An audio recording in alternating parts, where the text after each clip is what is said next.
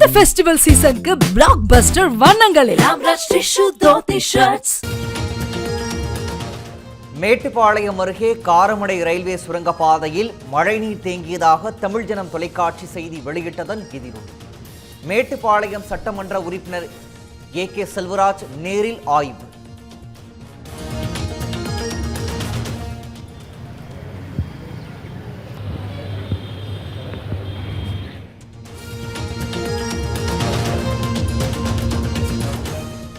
Metro பணி காரணமாக சென்னை மேடவாக்கம் பெரும்பாக்கம் பிரதான சாலையில் நாள்தோறும் கடும் போக்குவரத்து நெரிசல்.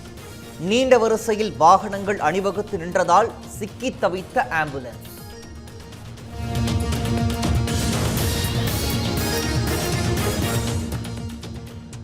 மதுரை வைகை வடகரை சாலையில் பள்ளத்தில் சிக்கிய அரசு பேருந்து.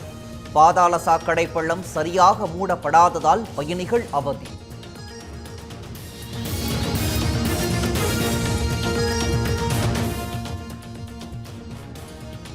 முதலமைச்சர் ஸ்டாலினை நேரில் சந்தித்து மனு அளிக்க நெய்வேலியில் இருந்து சென்னை புறப்பட்ட NLC ஒப்பந்த தொழிலாளர்கள் 120க்கும் மேற்பட்டோரை கைது செய்து தனியார் மண்டபத்தில் அடைத்து போலீசார் நடவடிக்கை.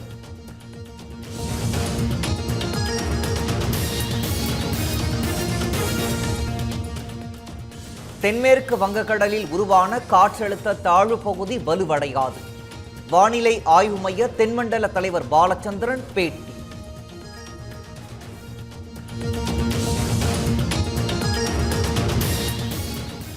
காற்றழுத்த தாழ்வு பகுதி வட தமிழகம் நோக்கி நகர்வதால் தமிழகம் புதுச்சேரியில் 4 நாட்களுக்கு மிதமான மழை பெய்யும். வானிலை ஆய்வு மையம் தகவல். 4 தினங்களுக்கு தமிழகம் புதுவை காரைக்கால் பகுதிகளில் பொதுவாக மிதமான மழை பெய்யக்கூடும். சென்னை, செங்கல்பட்டு, காஞ்சிபுரம், திருவள்ளூர் ஆகிய மாவட்டங்களில் இன்று கனமழைக்கு வாய்ப்பு. கடந்த 24 மணி நேரத்தில் சென்னை பெருங்குடியில் 8 சென்டிமீட்டர் மழை பதிவு. கனமழை பொறுத்தவரையில் அடுத்து வரும் 24 மணி நேரத்திற்கு சென்னை, திருவள்ளூர், செங்கல்பட்டு மாவட்டங்களில் சென்னை உள்ளிட்ட 12 மாவட்டங்களில் நாளை கனமழைக்கு வாய்ப்பு.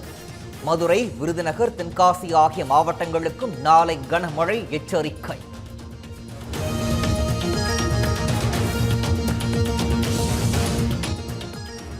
தமிழக மீனவர்கள் கைதை கண்டித்து போராட்டத்தில் ஈடுபட்ட போது கடலில் குதிக்க முயன்ற மீனவ பெண்கள் தடுத்து நிறுத்தி காவல்துறையினர் பேச்சுவார்த்தை.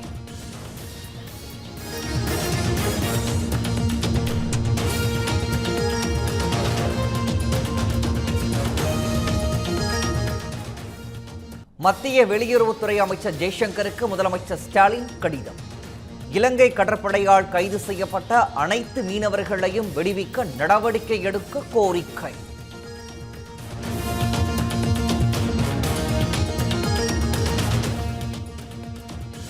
தொப்புள் கொடியை வெட்டி வீடியோ வெளியிட்ட விவகாரத்தில் யூடியூபர் இர்ஃபான் மீது எடுக்கப்பட்ட நடவடிக்கை என்னென்ன என செய்தியாளர்கள் கேள்வி.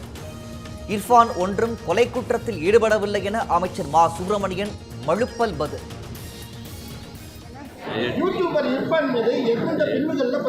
வெறும் நோட்டீஸ் தாங்க கொடுத்துருக்கு. ஏற்கனவே ஹாஸ்பிட்டல் மேலே நடவடிக்கை எடுத்தாச்சு. அவருக்கு நோட்டீஸ் மட்டும்தான் கொடுத்துருக்கு. கொலை குற்றம் இல்லை அது. அதுக்கு ஆஸ்பத்திரி மேலே நடவடிக்கைலாம் எடுத்தாச்சு. 50,000 ரூபா ஃபைன் போட்டாச்சு. 10 நாள் அந்த சேவையை முடக்கி வச்சாச்சு. அவருக்கு சம்மந்தப்பட்டவருக்கு நோட்டீஸ் கொடுத்துருக்கு. இது ஒரு பெரிய விஷயமா. திமுக ஆட்சியில் மக்கள் மகிழ்ச்சியுடன் இருப்பதை பார்த்து சிலர் வயிறு எறிவதாக திமுக தொண்டர்களுக்கு முதலமைச்சர் ஸ்டாலின் கடிதம். மாற்று முகாமில் இருப்பவர்கள் கலக்கமடைந்துள்ளதாக கருத்து.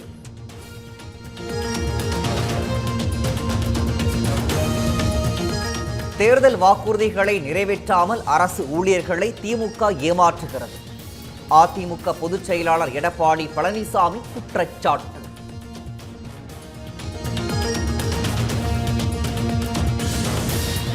உதகையில் தனியார் பள்ளியில் மாணவர்கள் சீருடையில் பாத்திரங்களை கழுவும் அவலம். அரசு உரிய நடவடிக்கை மேற்கொள்ள பெற்றோர் கல்வியாளர்கள் வலியுறுத்தல்.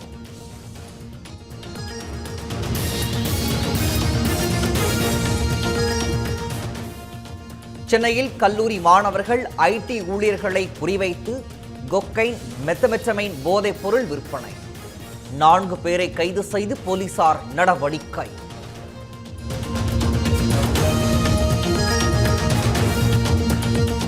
ஈரோடு நகரின் மைய பகுதியில் ஆக்கிரமிப்புகளை அகற்றும் பணியில் அதிகாரிகள் தீவிரம். மணிக்கூண்டு பகுதியில் சாலை ஆக்கிரமித்து வைக்கப்பட்ட விளம்பர பலகைகளும் அகற்றம்.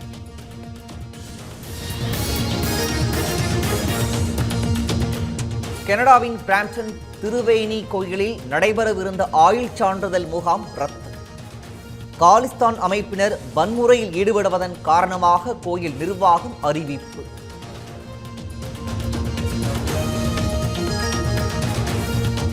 காசாவில் ஹிஸ்புல்லா நிலைகளை குறிவைத்து இஸ்ரேல் வான்வழி தாக்குதல். பலி எண்ணிக்கை 25 உயர்வு.